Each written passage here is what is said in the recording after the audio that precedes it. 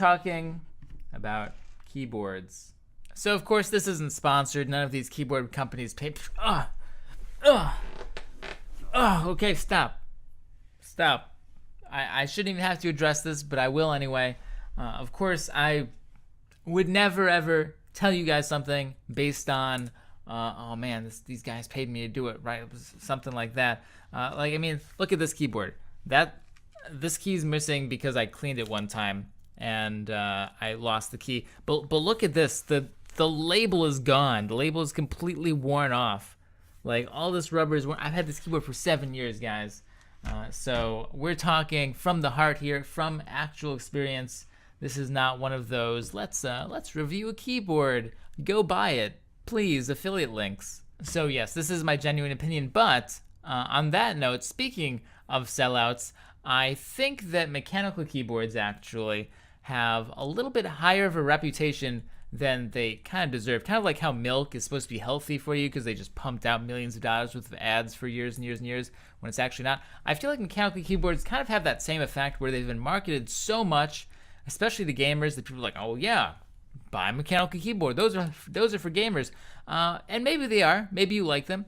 But in this video, I want to especially show the alternatives, the ones that aren't as marketed as much. They don't have those budgets. They're not maybe as represented. So I have two different types of keyboards, and of course I will be going over the mechanical keys as well. I have owned mechanical keyboards in the past. I've tried to upgrade this thing, I swear to you. I've tried to upgrade this thing like 4 times.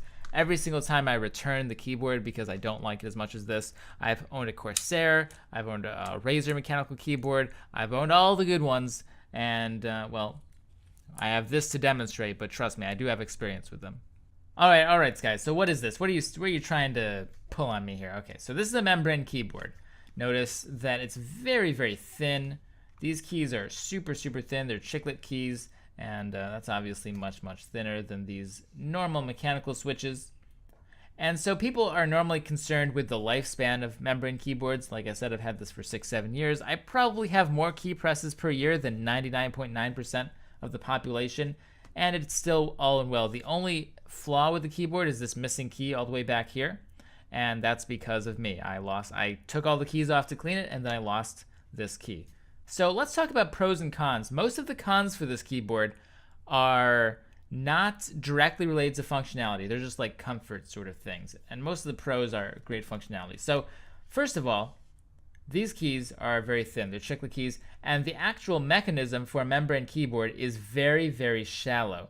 So you can see as I'll hit the enter key here, for example, it's very like, it's either on or it's off. There's no in between. On, off, on, off, on, off. And it's very, very obvious when you are actually triggering the switch because there's only 2 ways to press it. It's either completely up or bottomed out. There's no in between. This is very important for gamers. Gamers want accurate keystrokes more than anyone, more than typists. Like, typists don't care exactly when the key actuates. They just care that they press the key. Gamers, though, they really care. Like, I used to play Osu a ton, and for Osu, it really matters to get on the beat, right? You know, when I want to hit the beat, I want the key to go down immediately. There should be no in-between time. So that is the primary advantage of membrane keyboards. Yeah, they don't feel as nice. They aren't as luxurious, but as far as functionality goes, the moment you press this key, the trigger switches, no matter what. And you know exactly when it's pressed down because there's only 2 states. There's on or off, and it's very, very, there's almost no depth to it either. Literally, like, if you push this down at all, it immediately triggers. It's so, so, so sensitive. And obviously that's great if you are a gamer and you want accuracy in your keys. But we have these. So here we have a sampler for all the various mechanical switches, the popular ones at least. These are MX Cherry, but most of the other companies have switches that are somewhat like these, and I'll explain to you why. So there are basically 2 different, there's 2 groups here. There's these are the clicky ones, and these are the not clicky ones. They have no switch. Like, when you press the switch, it doesn't tell you. These, when you press the switch, there's a clear bump. You can clearly tell. So we'll start over here. This is MX Cherry Blue, and this is MX Cherry Brown. The blue is the very, very clicky one, and probably the best for gaming, to be honest, because of how you know exactly when you click the key every single time. and brown is not as clicky. It can be easy to get lost if you're going really, really fast. It can be easy to not actually be able to tell when you have the key pressed, even though there is that bump there. So right off the bat, we can see some differences. Now, remember, with a membrane keyboard, the moment you press it down, that was it. Like, there was either on or off. There was no lag time in between. But with these switches, you can see there's actually a pretty good amount of time. I'm not actually triggering the switch. I'm just pressing it down. There's all this in-between empty space that the switch, there's nothing here. And it's not until you really press it down somewhere in the middle that the switch actually triggers. Why can this be an issue for gamers? So for gamers, obviously, you want as little delay as possible. People go to crazy lengths to push for higher and higher FPS just to decrease their input delay. And plus, ping is also a big deal. I mean, pro gamers, they sometimes, think about League of Legends, they move to where the servers are to get lower ping, right? Delay is such a big deal. And when you have delay built into the keyboard, this is all the delay, by the way. This entire spot is the delay. Maybe it's only a few milliseconds, right? But there is input delay in all of these keys because you'll be pressing it down, and the time between when you press it and you actually find the switch is not immediate like a membrane keyboard. The trade-off is that it feels a lot more luxurious. It feels much nicer, especially for just casual use. If you do anything else besides gaming, this obviously feels nice for everything else. Now, this MX Red, so this is MX Red and MX Black. These are the non-clicky keys that we'll be talking about now. MX Cherry Red, is the most popular switch, I think. And that's because it's been the most marketed switch. Remember, I do think that a lot of the mentality of these sorts of things from gamers comes from the marketing. So MX Cherry Red has been the most marketed for gamers, which I think is ironic because I think that this is the worst switch out of all of these. Out of like any of the MX Cherry switches and all the Alienware switches, I think that MX Cherry Red is probably the worst switch for gamers specifically. It's probably the best switch if you're just like chilling on your keyboard and you want a really luxurious type of feel, because it's very easy to press down. There's no switch involved. It's just very, very smooth, right? Feels great. But this can be a big issue if you're a gamer because there is nothing that tells you when you've pressed the switch down. It's completely smooth all the way down. Remember, there's a good amount of lag time. There's a good amount of empty space here where there's nothing happening. So you actually have no clue when you're triggering the key. It's somewhere around here. I don't know. And that's, I had a Corsair Vengeance MX Cherry Red. I took it back almost immediately because I could not play, for example, Osu or any other game really, because when you're trying to get these very accurate key presses and you don't know when you are actually pressing the key down, it's a real pain.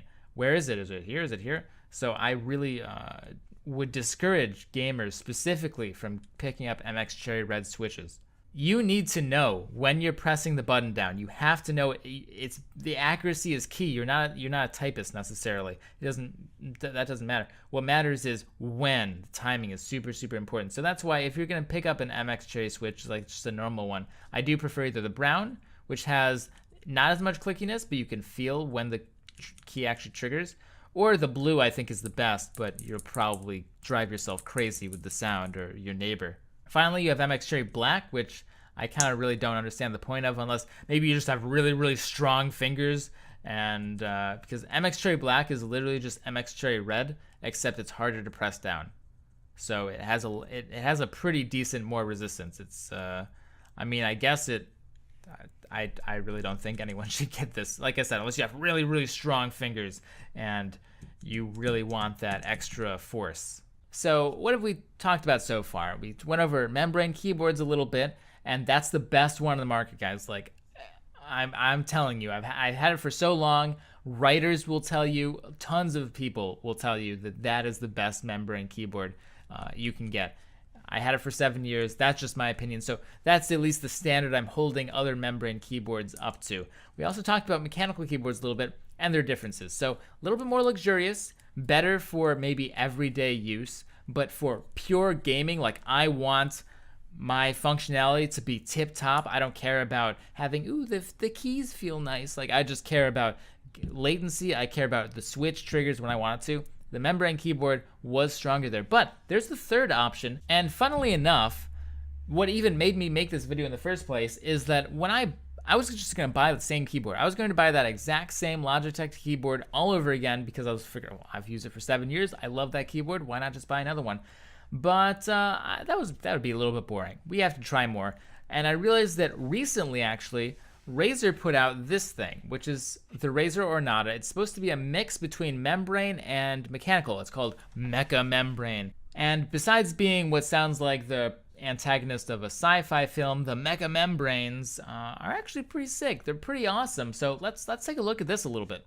All right, so back to this view. Now it looks pretty similar.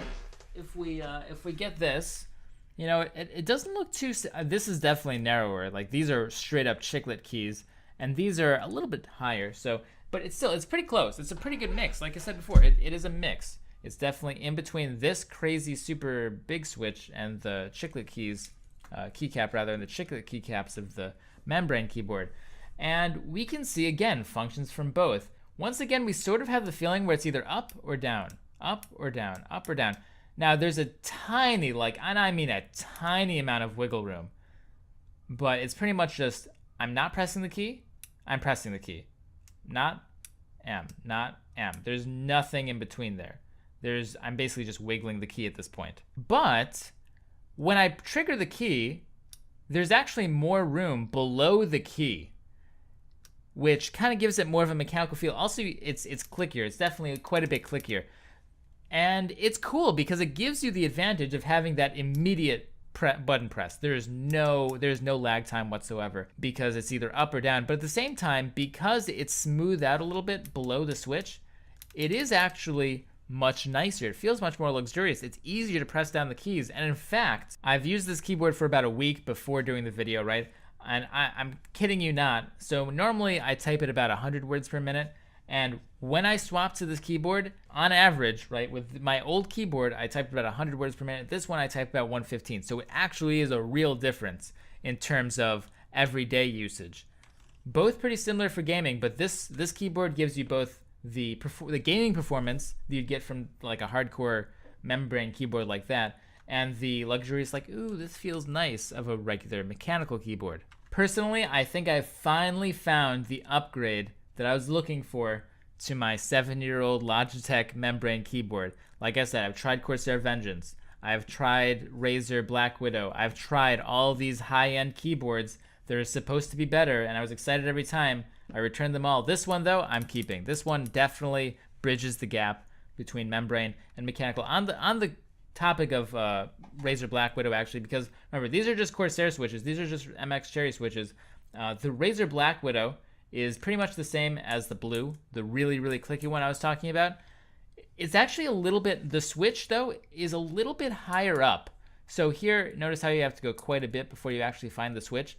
On the Razer Death Adder, there's still room, but it's just slightly, it's like 5 millimeters higher. So technically, from a raw functionality perspective, the Black Widow would be better there. But Corsair's also come out with, it's called MX Cherry Speed, which is equivalent to that. The MX Cherry Speed is, again, a higher actuation point. And notice, guys, I'm not talking about, like, usually when you look at a keyboard review, they're like, ooh, the lights are very bright, you know, like I like how it's metal. It feels very nice to touch. It's very pretty, right? No. We're gamers, man. We're hardcore gamers. We just care about the nitty-gritty, the switches. Some other things to keep in mind is the size of the keyboard. So that membrane keyboard I showed before, look at that. That's so small. I mean, if you go to LANs and stuff, that's pretty important, right? This keyboard, the Mecha-Membrane keyboard, bigger. But the actual keyboard itself, still the same size. It's just thicker. So these keyboards, obviously, they don't have macro keys. I never really understood the use of macro keys. Maybe someone in the comments can tell me like they have a special use, but normally you can just use the function keys, use auto hotkey. So I've never actually seen any use for macro keys on the keyboard itself. I just use the function keys. But if you're looking for macro keys, then, well, get a keyboard with macro keys, obviously. Like I said, I think you can just always use auto hotkey plus an unused F key, an unused function key. So I know this video kind of came off as really selling the membrane keyboard hard, And I think it's because they deserve, the non, Corsair, we're gonna sponsor every tournament, we're gonna throw ads in front of you all the time. I think that the other keyboards deserve a chance, and actually a lot of times they're better. So, but to give you a fair summary, membrane keyboards, that specific one, right? I would not go for, oh, by the way, don't go for any others. Like, don't go for any other non-mechanical gaming keyboards. Just don't. It's a complete waste of money. Seriously, anything that's not that specific membrane keyboard, I cannot vouch for, and I've had pretty bad experiences with anything else that's not a mechanical keyboard, that's not that keyboard, right? If you want like the hardcore, super functionality all the way, I would say that keyboard will give you the technical best response time, the technical best gaming ability. Although you will be sacrificing, luxury whenever you're just using your computer like a normal human being, like a normal person, right? And that can be a problem.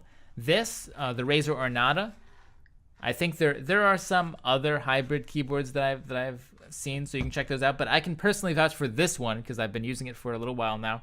This is almost identical in functionality to the membrane keyboard, but it just feels 100 times better like anywhere else, and it's basically the same price. Like, that keyboard is like $50 or so, the membrane keyboard.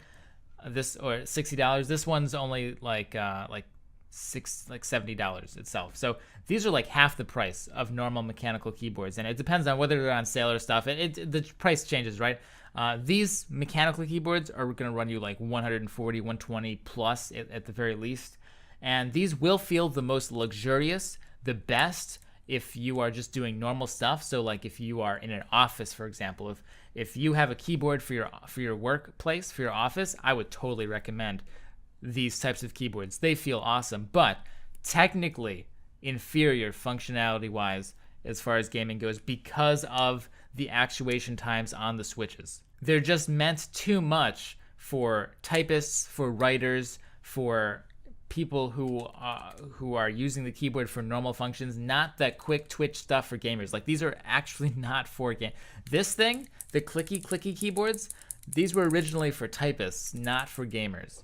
And well, it really shows. So like I said, if you aren't so much into like really hardcore gaming, totally get these. They feel awesome. If you are like a really hardcore gamer, but you want to feel nice too, the Mecha-Membrane evil alien antagonist keyboard is probably good for you. And if you're like the hardcorest of the hardcore gamers, you go to LANs, you want a small keyboard that is technically the best, like the Razer Edge sort of advantage, I really do genuinely think that Logitech membrane keyboard is the best. And I kind of gave you my reasonings all the way through. I think that I didn't miss anything. By the way, the lights are so bright. No, I'm just kidding. I've linked all of these keyboards, all of this stuff down below. I'll link this just in case you want to feel for yourself before you buy your own mechanical keyboard. I totally recommend it. It's $8 to test out a $160 investment. That's totally worth it.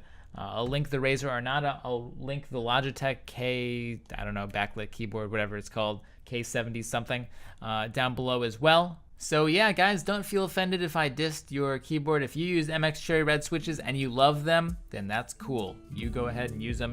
This is, of course, still just an opinion, although I gave reasoning and I gave logic that hopefully you can at least appreciate. So guys, never forget to stay positive and have a great day.